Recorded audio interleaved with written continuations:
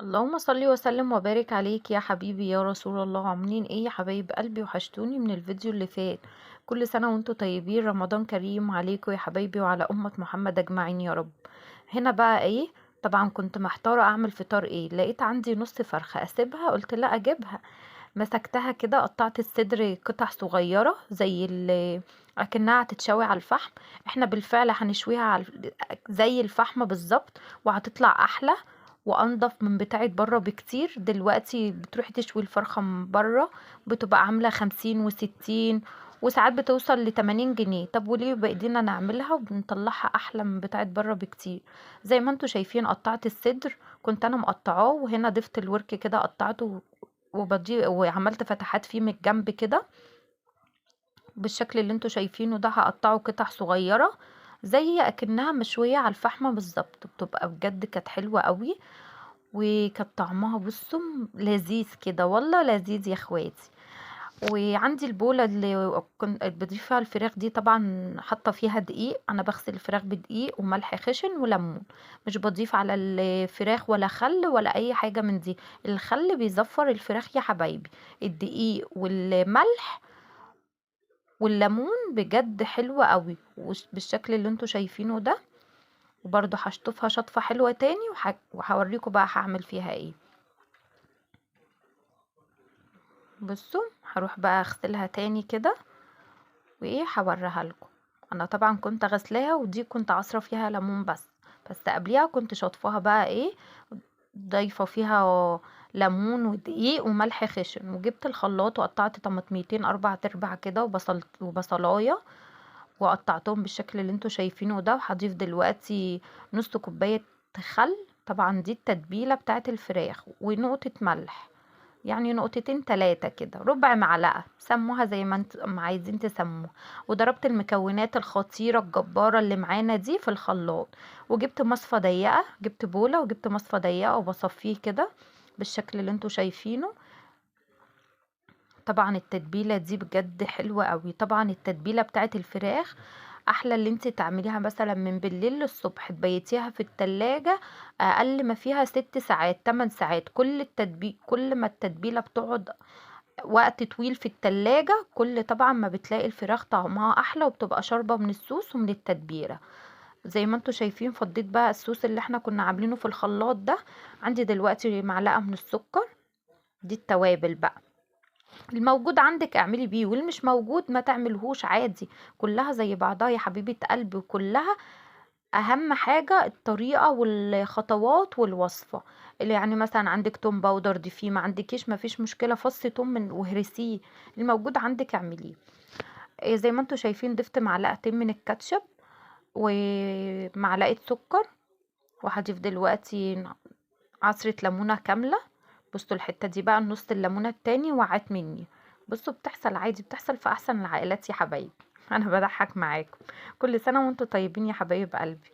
وهنا بقى ايه، جبت المعلقة وهدور عليها، قلت اسيبك، لا والله لازم انا اجيبك. جبتها برضو وهشطفتها وهعصرها تاني. حطيت بقى معلقتين من المستردة، معلقتين من الكاتشب. مفيش كاتشب عادي ممكن تستبدليه بصلصة، مفيش مستردة عادي، مفيش اي مشكلة، الموجود عندك اعملي بيه.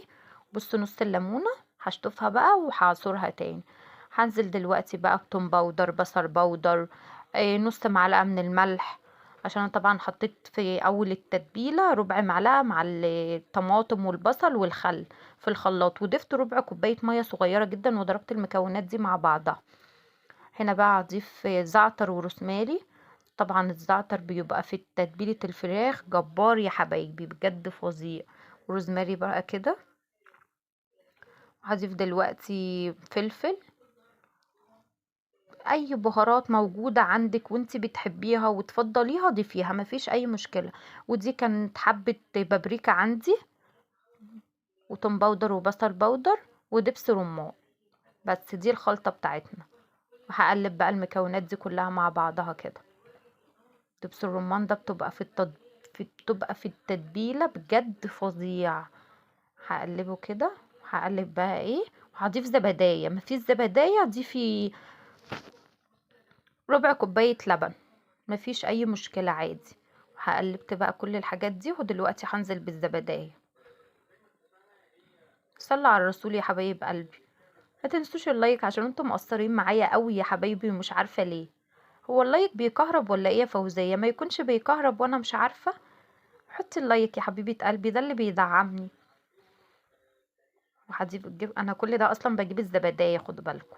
وهنا ضفت الزبدايه، هضيفها دلوقتي.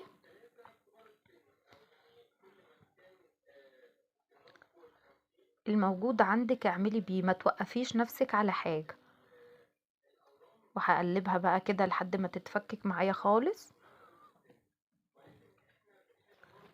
اللهم صل وسلم وبارك عليك يا حبيبي يا رسول الله. صلوا على الرسول يا حبايب قلبي. وهنا طبعا غسلت الفراخ وحطيتها على البرانشيتا بالشكل اللي انتوا شايفينه ده. وطبعا بضيفها بقى في الخلطة الجبارة الفظيعة اللذيذة اللي معانا دي. وهضيف عليها بقى ربع كوباية زيت، وهدخلها بقى التلاجة. قفليها بقى بستريتش راب، اي حاجة موجودة عندك غطي وشها ودخليها التلاجة. بس كده. بصوا التتبيلة سهلة وبسيطة ازاي، مفيش اسهل من كده. وهقلبها بقى كده وايه. هضيف دلوقتي الزيت. ربنا يصلح ما بين ايديكم يا حبايب قلبي يا رب. كل رمضان السعد والهنا عليكم يا رب. واللي نفسه في حاجة محققهاش يحققها يا رب. كل حاجة بتيجي برزقها وفي وقتها، خدوا بالكم محدش يستعجل على رزقه والله العظيم. وهنا بقى ايه، هضيف الزيت وهدخلها التلاجة. انا بحب ادردش معاكم، خدوا بالكم في الفيديوهات وكده. وهنا بقى كنت بنضف المطبخ طبعا، ومش لاقيه صواني ولا اي حاجه، مش عارفه اصلا الحاجه كلها على بعضها فين. كنت جايبه الطاجن الخطير الجبار ده.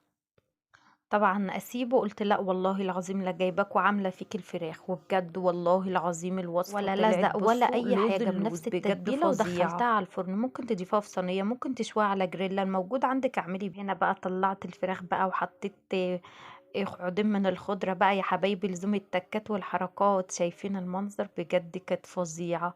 وهنا ما كانش عندي ورق فويل، جبت ورقة زبدة بالشكل اللي انتوا شايفينه وولعت فحماية. بصوا على الريحة، يا ريت كانت حابة اصلا الجيران هتخبط علينا من كتر الريحة يا حبايب قلبي. يا رب يا حبايب قلبي تكونوا استفدتوا من الفيديو. بجد الوصفة حلوة قوي وسهلة. بجد الفراخ طلعت حلوة قوي ومستوية. بصوا اللوز بجد. ده طبعا اللي في القعر ده حبة سوس، احنا بنحب. ممكن بقى تاكليها جنب سلطة طحينة وشيبسي وعيش، جنب مكرونة وشيبسي. شوفي انت حابة تاكليها في ايه.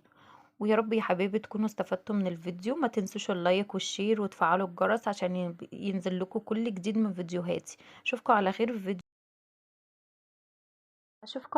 في فيديو جديد يا حبايب قلبي. بصوا الجمال عدى الكلام، شايفين فراخ على الفحم ولا مش على الفحم دول يا حبايب قلبي؟ يا متعلمين يا بتوع المدارس. تنسوش اللايك.